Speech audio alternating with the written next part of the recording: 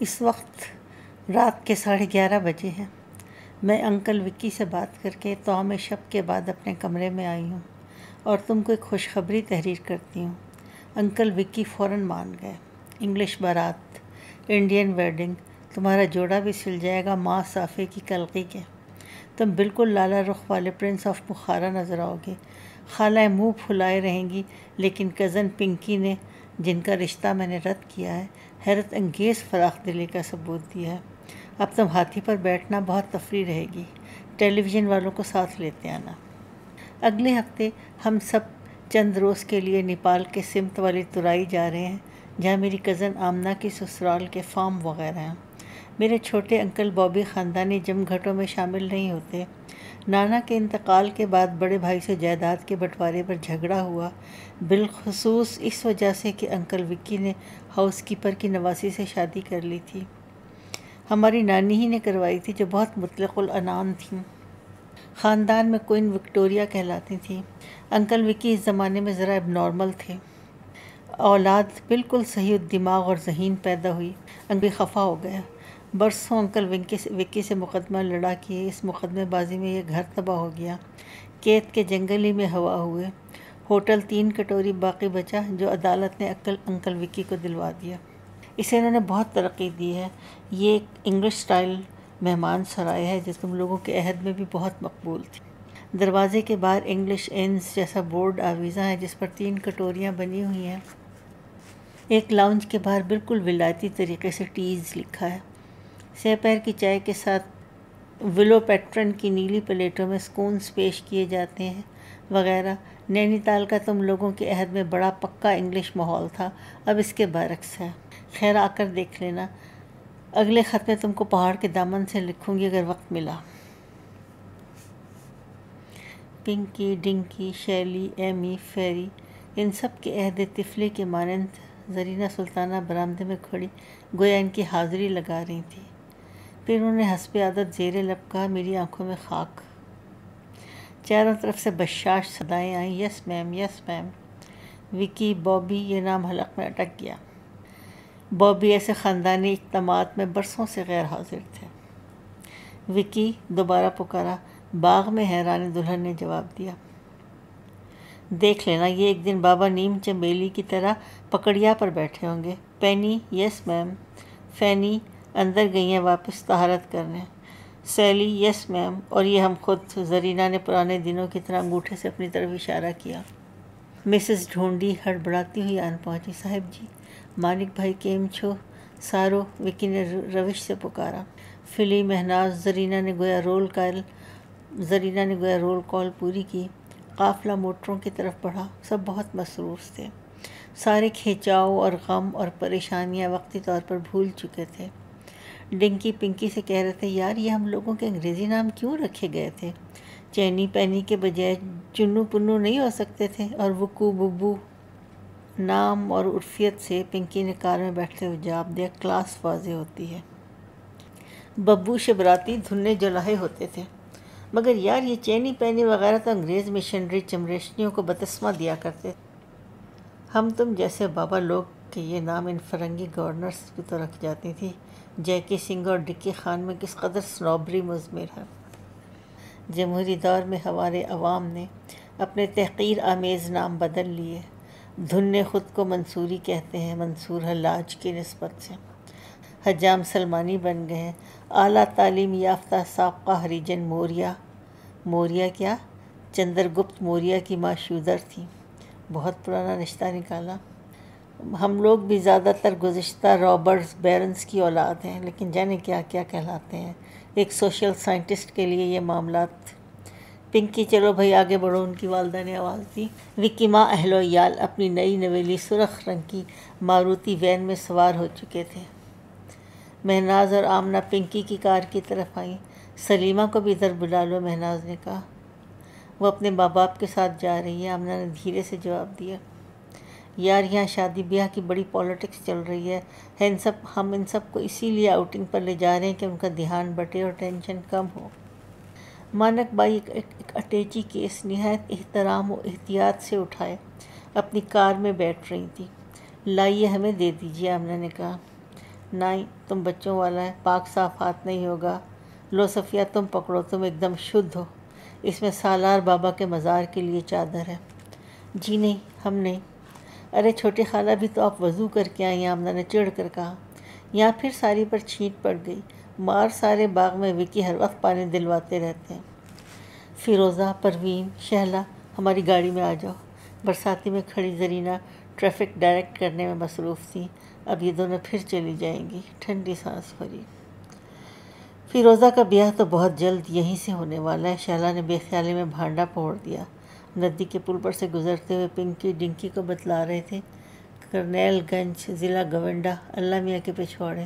وہاں سرجی اور گھاگرا کے سنگر پر قیصر گنج میں بہترین پرندے ملتے ہیں، ماس اور خواب، جھنڈ کے جھنڈ۔ وائلڈ لائف پریزرویشن سے پہلے سوگرباشی ٹھاکر رگبیر پرشاد سنگھ سنا ہے سرخاب بھی مار گراتے تھے۔ دوسری کار میں آمنہ فیروزہ سے مخاطب تھی۔ بیگم حضرت محل اسی راستے سے نیپال گئی تھی جہاں ہم لوگ جا رہے ہیں۔ ان کے وفادار رانا بینی مادھو بخش ان کے ہمراہ گئے تھے۔ ہمارے کسان اب تک ان کی آلہ گاتے ہیں۔ بینی مادھو بخش مردانہ، آلہ کیا؟ ارے یار، تم نے تو لٹیائی ڈبو دی۔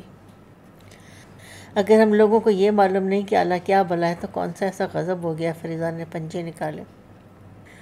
این آلہ ادل بڑے لڑیا جن سے ہار گئی تلوار۔ آمنہ نے فیروزہ کا تکھا پر نظر انداز کر کے دہرایا۔ وہ اس وقت صلح جوئی کے مشن پر نکلی تھی۔ تمہاری پکچرسک اورینٹل ویڈنگ کے لیے بھاٹ بھی بلوا لیں گے۔ فیروزہ پنکی نسبت کے بریک ڈاؤن کے بعد سے مہمانوں اور میزبانوں میں بسلسلہ ہندو پاک تعلقات خوش اخلاقی کا مقابلہ شروع ہو چکا تھا۔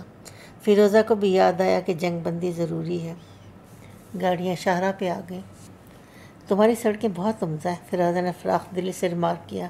تمہارے ہاں بھی۔ فیروزہ بے ساختہ کہنا چاہتی تھی کہ ابو نے مجھے نئی ہونڈا کارٹ خرید کے دی ہے، اب کی بار آؤ تو اس پر تمہیں سوات لے کر جاؤں گی۔ ڈر کے مارے چپ رہیں۔ آمنہ یہ بھی فوراً پوچھتی، ہونڈا کارٹ کیا؟ کمال ہے، لوگ فورن کاروں کے نام تک سے واقف نہیں۔ کل ڈنکی نے پیجورو کٹس کا ذکر کیا، پیجورو بھی سمجھانی پڑی۔ کرپشن محفوظ ترین موضوع تھا، چنانچہ فیروزہ نے انکسار سے کہا، اتنا تو کرپشن ہے ہمارے یہاں، یہاں تو حد ہو گئی ہے، ہمارا تعلیمی معیار بہت گر گیا ہے، یہاں بھی بری حالت ہے، نہیں تو بھارت میں تو سینکڑوں یونیورسٹیاں کھل گئی ہیں۔ یونیورسٹیاں؟ گھڑ سال کیا؟ اگلی کار میں اب پنکی اور ڈنکی کے درمیان اسی مفاہمت اور خیر سگالی کا مظاہرہ ہو رہا تھا۔ یار ڈنکی، تمہارا ٹی وی پلے تو لاجواب۔ چیپٹر 10 چار کھونٹ میں نوبت بازی۔ جھولا ہے، بوڑھے پیٹی ماسٹر نے اپنی برادری کا خفیہ لفظ دہرایا، یعنی یہ جگہ بیکار ہے، آگے چلو۔ چنبیلی بیگم فوراً اسباب سمیٹنے لگیں۔ کمر خمیدہ سفید فام بادشاہ جانی رنگین بشرٹ اور عنابی پتلون میں ملبوس اب بھی چھیلا بنے ہوئے تھے۔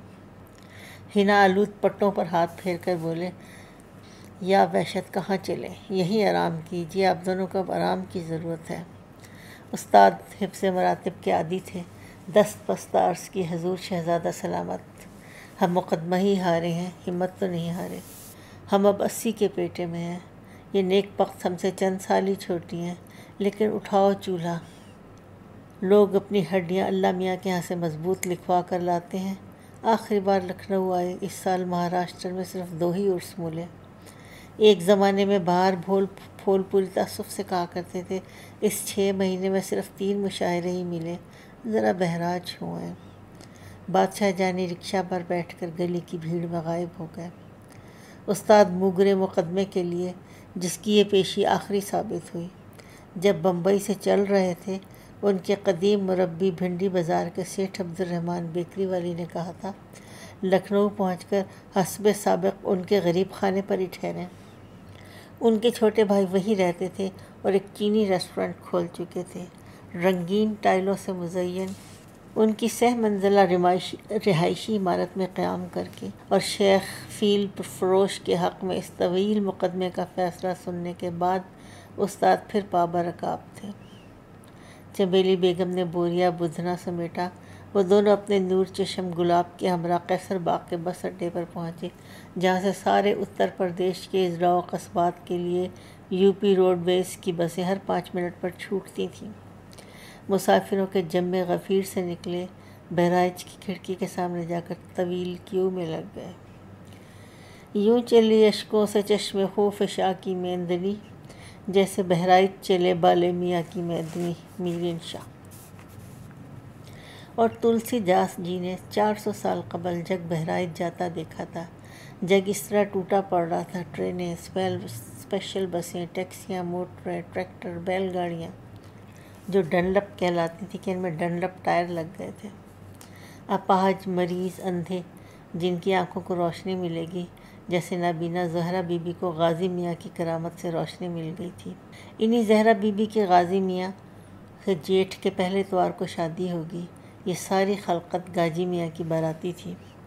گاجی پیر بیاہن چلے گاجی پیر، گاجی میاں کے سہلے گاتے ڈفالی دور دور سے آ پہنچے تھے۔ 4 کھونٹ میں نوبت باجی سید سالار مسعود گاجی۔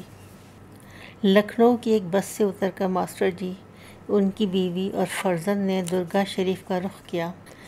والدین کو ایک املی کے نیچے بٹھا کر گلاب مسافر خانے کی طرف دوڑ گیا۔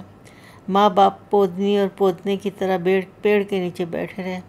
کچھ دیر بعد پریزاد واپس آ کر بولے، ابا وہاں تو رگھو پور مرزا میاں کا بھائی بھرا پڑا ہے، ہم باہر دیکھ آئے ہیں، تم دونوں یہاں سے اٹھنا نہیں ورنہ گم ہو جاؤ گے۔ گلاب نے ٹیڈی بوائے چست پتلون کے بعد نئے فیشن کے مطابق بیل باٹم بھی کئی سال پہنے اب عرصے سے تہمت فروش تھے۔ داڑھی اور زلفیں بڑھا لی تھیں، جن کے بال سفید ہو چلے تھے۔ بمبئی میں اپنی دکنی بیوی نعمت باقی کو طلاق دینے کے بعد ایک کوکنی حسینہ ہاجرہ بی سے رشتہ مناکحت استوار کیا۔ اسے چھوڑنے کے بعد اب ماہم کی جھونپڑی ایک بانکی گھاٹن جمنا بائی نے بسا رکھی تھی، جسے وہ جمیلہ بائی پکارتے تھے۔ لاول تھے۔ سینما ٹکٹوں کی بلیک کا معزز دھندا فی الوقت اختیار کر رکھا تھا، لیکن اس سے بھی اب جی اچاٹ ہو چلا تھا۔ لکھنؤ کا مقدمہ ہارنے کے بعد ساری دنیا ہی کنڈم معلوم ہو رہی تھی۔ 1 گھنٹے بعد میلے کا چکر لگا کر واپس آئے۔ ابا سب جگہ دیکھا ہے، خطیب باغ، زہرا باغ، نورنگ باغ، یہ باغ وہ باغ، سارے بستی میں گونڈہ، جونپور، بنارس، سلطان پور، کانپور، جانے کہاں کہاں کی میدنیاں ٹھہری ہوئی ہیں۔ ادھر ایک راجہ کی کوٹھی ہے، اس کے کمپاؤنڈ میں براتی ہی براتی، مگر وہیں چلے چلو کسی کونے میں بیٹھ جائیں گے۔ وہ تینوں امراتی سے گزرتے ایک وسیع احاطے میں داخل ہوئے۔ کوٹھی کے برآمدے میں ایک ڈفالی زور زور سے دف پر الاپ رہا تھا، گاجی جی سلام کریں تو میرے دھنوا، گاجی جی سلام کریں، آپ راج کاج کریں، آپ تلک دھاری، دکھن کا چھاؤں ملے تو ہر سے چرن ہوا۔ کنویں کے قریب ٹھنڈک تھی۔ انہوں نے ایک چھتنار آم کے نیچے دری بچھائی۔ پودنی والدین کے لیے دانہ دنکا لے کے گلاب دوبارہ اڑھنچی ہوئے۔ جامن کے سائے میں قوال، میری طرف بھی دیکھنا مولا علی مشکل کشا، فریاد ہے مولا، فریاد ہے مولا۔ چنبیلی بیگم نے زیر لب دہرایا۔ ساری کے آنچل سے آنسو پوچھے، شوہر کو مخاطب کیا، گل عباس 10 سال کی تھی جب ہم نے حنیفن بوا کے ساتھ یہاں آئے تھے بمبئی جانے سے پہلے۔ ہاں، جرمن کی لڑائی چل رہی تھی اور ممتاز شانتی کی بسنت۔ بمبئی میں لوگ ہم سے کہتے تھے تمہاری بیوی کی شکل ممتاز شانتی سے کہیں بہتر ہے، ہیروئن بن سکتی ہیں۔ تم نے کہا نوج، ہم کوئی پتریاں ہیں جو ہیروئن بنے؟ ہم تو پردے دار شریف مراسن ہیں، مجبوری درجے بھائی بہن بننا پڑا۔ گل بکولی کی بیٹی میں ہیروئن بھی تو آئی، وہ پکچر ہی ڈبہ ہو گئی، قسمت۔ چنبیلی بیگم ایک پل کے لیے بیٹی کو نہ بھول پاتی تھی، ری ری کیا کی۔ حنیفن بوا سنی تھیں، کہنے لگی، بمبئی جانے سے پہلے گل عباس کے لیے منت مان لو، اس کا اچھے گھر میں بیاہ ہو جائے تو ترنت یہاں آ کر چادر چڑھا دینا۔ زہرا بی بی کا جہیز لے چلو، ہم نے چاندی کا منا سا پلنگ خریدا تھا، چاندی کا تخت، کھڑاؤں۔ تب چاندی سستی تھی، ماسٹر جی نے ہنکارا بھرا۔ یہاں غازی میاں کے بیاہ کے روز کتنے زور کی آندھی آئی تھی، گل عباس کی بیاہ کی مراد بھی غیب سے پوری ہوئی۔ ہم اس اللہ ہماری گلزار محبت پکچر کے لیے بھی منت مانتے آئے تھے، اس کا ٹائم کہاں ملا نیک بخت۔ موگرا نے ٹانگیں پھیلا کر بیڑی سلگائی۔ چنبیلی بیگم نے پیڑ کے تنے سے ٹیک لگا کر تمباکو پھونکا۔ وہ 2 تھکے ہارے سورما تھے جو اپنا ذرہ اب اختر اتار کر سستانے کے لیے بیٹھے تھے۔ ہم لڑکی کے بیاہ کی منت بڑھانے آ جاتے تو وہ نہ مرتی، پھر وہی رٹ۔ ارے اس کی مہلت کہاں تھی؟ ادھر بابا جی کا تار پہنچا ہے، بمبئی آؤ، ادھر اندر صبا کا نیوتا لے کر کالے خان موجود، ادھر گل عباس گل، گھڑ گھڑ جیسے طوفانی ٹولی پکچر کی ریل۔ وہ ہال کمرے سے اوپر گئی، جیسے مشین کے ذریعے اسٹیج پر سے پری اوپر نکل جاتی تھی جب اختر بائی، پھر وہی اختر بائی بیوی چڑھ گئی۔ پھر ہمارا چنہٹ سے واپس شہر جانا، پہاڑ سے بیلا کا خط آنا، تم لوگ اب کوٹھی پر ہرگز نہ آنا، پاچھے پڑے گا پچھتانا، سیدھے بمبئی جانا، نہ کوئی نفڑا کرنا، اب صاحب کے ساتھ ہے مجھے جینا مرنا، عنقریب میں خود آؤں گی بمبئی اور دیکھوں گی پیارے ابا کا مکھڑا۔ اے تم افیم تو نہیں کھا گئے؟ اس خط میں اس نے نوٹنکی کا کہاں نہ کہاں لکھا تھا، دیکھوں گی پیارے ابا کا مکھڑا۔ مگر وہ نہ آتی اس رات چنہٹ کے بنگلے میں، زینہ چڑھ کر اوپر گئی میری دکھیاری بچی، ہمارے لیے تو اس گھڑی ہی دنیا سے رخصت ہو گئی، پھر ہم نے اس کی صورت نہ دیکھی۔ ہائے رے مولا مولا، نیک بخت کتنا روگی، آدھی عمر تو تمہاری روتے کٹی، آنکھیں پٹ ہو جائیں گی۔ آنکھوں کو اب دیکھنا کیا باقی ہے، جو پٹ ہوئی تو بڑا اندھیرا ہوگا۔ ایک شخص قریب آیا، اسباب کندھے سے اتار کر رکھا، درستی سے چنبیلی بیگم کو مخاطب کیا، اے بوڑھا، ساری جگہ گھیر لی، پرے ہٹ کر بیٹھو۔ تھیلے سے صابن اور تولیہ نکال کر کنویں کی طرف چلا گیا۔ چنبیلی بیگم نے سوکھے ہاتھوں سے دری کھسکائی، پھر اپنی کلائیوں ہی کو دیکھتی رہی۔ سونے کے کڑے مقدمہ بادی کی نظر ہوئے۔ یہ چاندی کی چوڑیاں کب سے ڈال رکھی ہیں، اور یہ سرخ کانچ کی چوڑیاں بھی پچھلی عید پر پہنی تھی، میلی ہو گئیں۔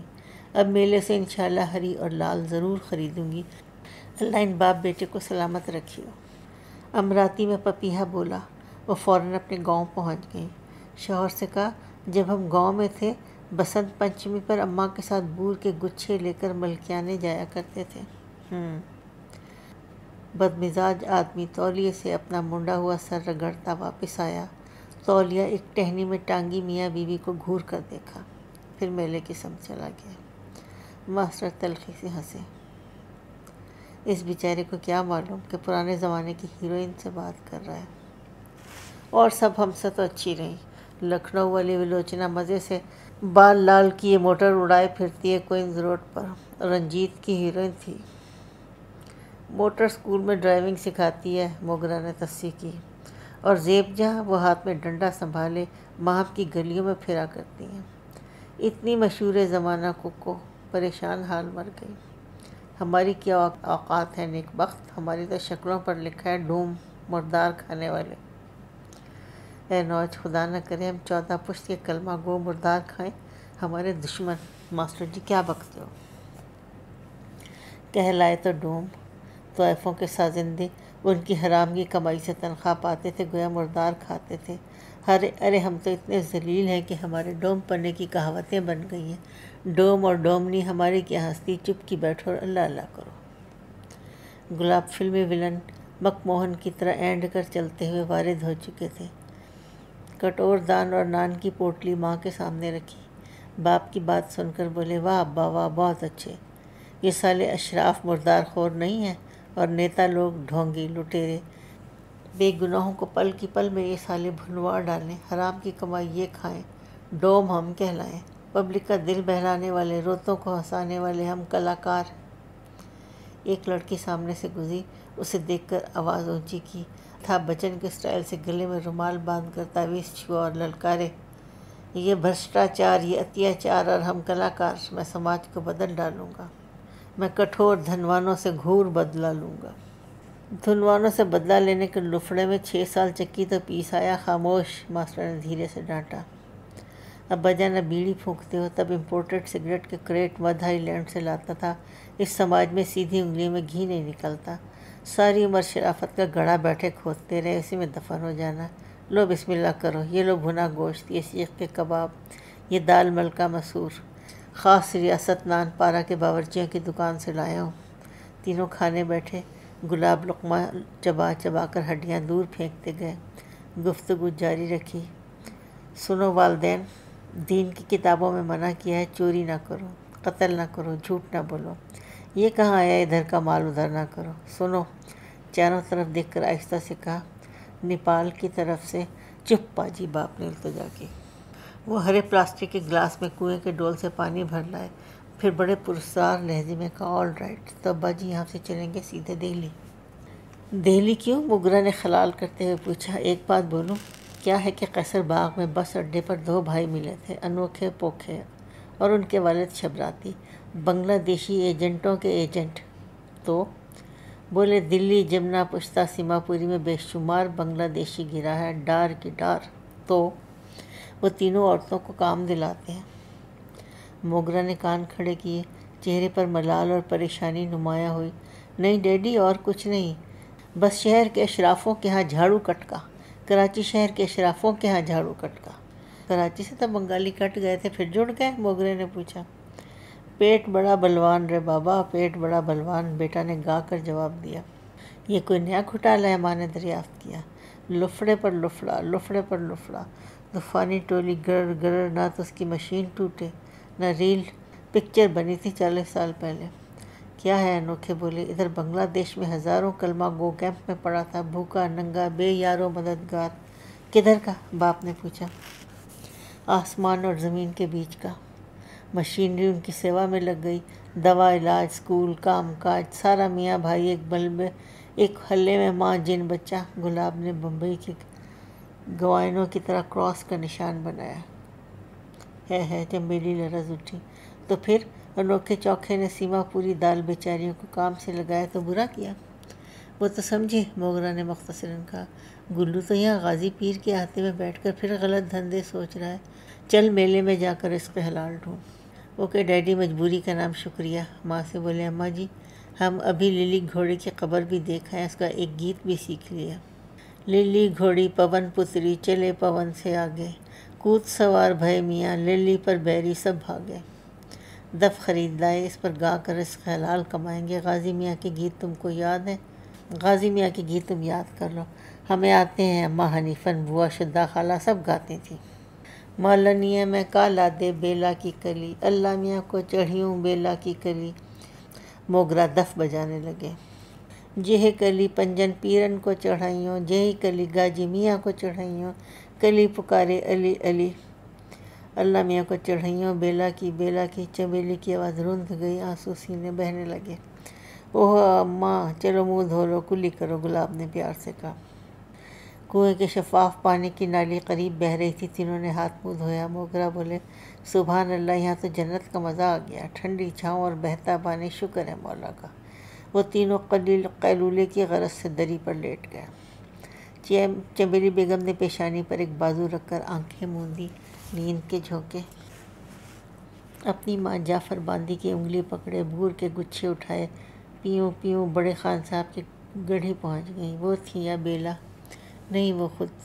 اماں ان کو ججمانوں کے ہاں چمکی کا جوڑا پہنا کر لے جاتی تھی۔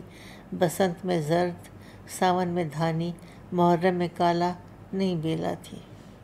گوٹے لچکے والا لال فراک، لال ٹوپی پہنے بندریا سی، بڑی بڑی آنکھوں سے سب کو غور اور حیرت سے تکتی ہوئی، فرمائش پر فوراً کل کی گڑیا کی طرح کھڑی ہو کر گانے لگتی۔ میاں کے روئے تو سب جگ رویا، میاں کے روئے تو سب جگ رویا، بابل نے کھائی پچھاڑ۔ تو بھوجی کھڑی مسکائے، شدہ خالہ اسے بتاتی جاتی، اتنی اونچی میراسن کہ صرف سیدانی اور پٹھانیوں کے ہاں گاتی تھی۔ جشن ایسی آواز بن کی کوئلیا، جوان بیٹا مرا، ان کا گلا پٹ، بیلا مری تو میری آواز بھی پٹ۔ کہاں گئی؟ جہاں میری لڑکی گئی۔ مالنیے میں کالا دے سے بیلا کی کلی، اللہ میاں کو چڑھائیوں بیلا کی کلی۔ کروٹ بدلی۔ گاؤں میں بڑے خان صاحب کا مکان، بھتیجے کی ولادت پر نند کنگن مانگ رہی ہے۔ سب نے بھاوج کو سمجھایا، سسر بھی سمجھانے آئے۔ بہو واری دے ڈارو، ہاتھ کے کنگنوا، دھیری پردے سن رے، پردیسی بیرن کنگنوا میں کیسے دیوں، جو اب تجھے بھیجوں، کبھی نہ بہلے توں، جے میرا بھیا بھتیجو، جو تم نہ بھلائیو میں رت چڑھائیوں، ڈھولک کی تاپ بیویوں کے بشاش قہقہے۔ کروٹ بدلی۔ ایک چونٹا کلائی پر رینگ رہا تھا، لڑکی کو مرے 33 سال۔ درختوں میں کوئل کوکی، کو او کو او۔ مورے انگنا چندن لہر لہر کرے ہو، کو امبوا کے پیڑ جھلر جھلر کریں۔ بند پپوٹوں سے تیز ہریالی، اوپر ہرے پتے، چاروں طرف پتے، آم ہی آم، پتواس میں پپیہا، پی کہاں کو باپ بیٹے گہری نیند میں ڈوب گئے۔ کنویں کی جگت پر اکڑوں بیٹھا ایک آدمی بی بی فاطمہ کی چادر کی بلند خوانی بے تکان کیے جا رہا تھا۔ جناب سیدہ کی چادر چمیلی بیگم کو پہلے یہی معلوم تھا کہ حوری عرش سے لے کر آئی تھی۔ یہ اہل بیت اطہار اور رائمہ کو ملی، پھر اولیاء کو، اور اب ساری امت اس کی حفاظت میں بیٹھی تھی۔ دیہاتی نظم خواں ایک ہی سر میں یہ سب سنا رہا تھا۔ چنبیلی بیگم نے چھپکی لی تو شدہ بوا بھی بی بی فاطمہ کی تلافتی ملی۔ بی بی کی چوڑی عرش سے اتری، ہاتھن پہنے، بی بی کی امت قربان، بی بی کے گہنے عرش سے اترے، سہاگن بنی بی بی امت قربان۔ بیلا بھی بویا، 30 سال آج نانی پوتوں والی ہوئی۔ بیلا بھی بویا، چنبیلی بھی بوئی، اللہ تیری گلیوں میں برسے نور۔ سرہانے کنویں کی نالی میں پانی شرر شرر بہا گیا۔ اچانک گول سے کوئل زور سے چلائی، عطر پری اللہ جلاتی، آج سے ہم تم کو عطر پری پکاریں گے۔ نواب حشمت جہاں بیگم کے البیلے صاحبزادے نے کہا، ہائے ہائے ہائے ہائے!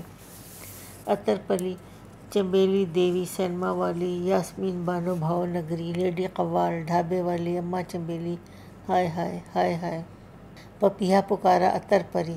دوپہر کا گرد آلود سناٹا، پانی کا شراٹا، ماسٹر مونگرے کے خراٹے، ٹیٹوا دبا دوں گا سالے بنڈل باز، سوتے میں پریزاد گلاب کی بڑبڑاہٹ، کنویں کے سن پر بیٹھی ٹٹیری چیخی، العطش! پتے سرسرائے، عطر پری، یک لخت کووں کا آگ کی بڑھیا، آگ کی بڑھیا، آگ کی بڑھیا! اے بوڑھا! ساری جگہ گھیر لی، پرے ہٹ!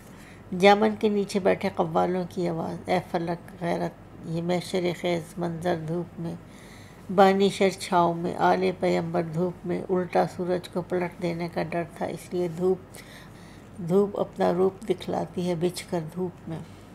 چنبیلی بیگم نے آنچل چہرے پر پھیلا لیا، اپنا غم بھول کر آل پیمبر کے مسائل پر اشک بار ہوئی، اتنا روئیں کہ ہچکیاں بند گئیں۔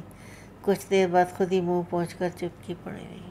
نماز مغرب کے بعد نال دروازے کے نقار خانے میں طبل پر چوٹ پڑی۔ تہجد کے وقت پھر نقارہ بجا، چاروں طرف رت جگا۔ صبح تڑکے نقار خانے کی روشن چوکی نے شہنائی چھیڑ دی۔ حصار فیروز شاہ تغلق پر مساجد اور پھاٹکوں کے اندر چہل پہل بڑھی۔ نشان اٹھائے ڈھولک بجاتی باراتیں آتی رہیں۔ ان کے گاؤں اور قصبوں کے نام لاؤڈ سپیکر پر اناؤنس کیے جا رہے تھے۔ زہرا بی بی کے جہیز کا سامان رجسٹر میں چڑھایا گیا۔ صبح سویرے اس کنبے کو مسافر خانے کے برآمدے میں جگہ مل گئی۔ گلاب 4 پیسے کمانے کی فکر میں سرگرداں تھے۔ ناشتے کے بعد شاداں فرحاں دوڑے آئے، ابا جی ایک آدمی سے معاملہ پٹا لیا ہے، عبدالکریم باجی کور کلکتے والا، اس کے تمبو میں ایک بائسکوپ بھی رکھا ہے۔ بولا ہمارے کو یہ بائسکوپ دکھانے کا ٹائم نہیں، ادھر کا پبلک بنگال کا جادو دیکھنا مانگتا، تم ٹرائی مارو۔ منافع 50-50۔ بولا آج کل گاؤں کا بالک بھی ٹیلی ویژن دیکھتا ہے، 12 پن کی تھوپا نہیں دیکھتا۔ کیا ہے ابا کہ اب یہ نٹ لوگ سینما ریل بتاتے ہیں، 7 گرام فون پر ریکارڈ چالو۔ بنگالی نٹ بابو بولا امی دینی پکچر لایا ہے، نیاز اور نماز، میرے غریب نواز، دیار مدینہ۔ میں بولا ہم خود فلم انڈسٹری کا آدمی ہے، یہ پکچر 15 سال پیچھے بامبے میں بنا تھا، ماڈرن سٹوری بتایا تھا، اپن ہیرو ہیروئن اونٹ پر بیٹھ کے مکہ مدینہ جاتا۔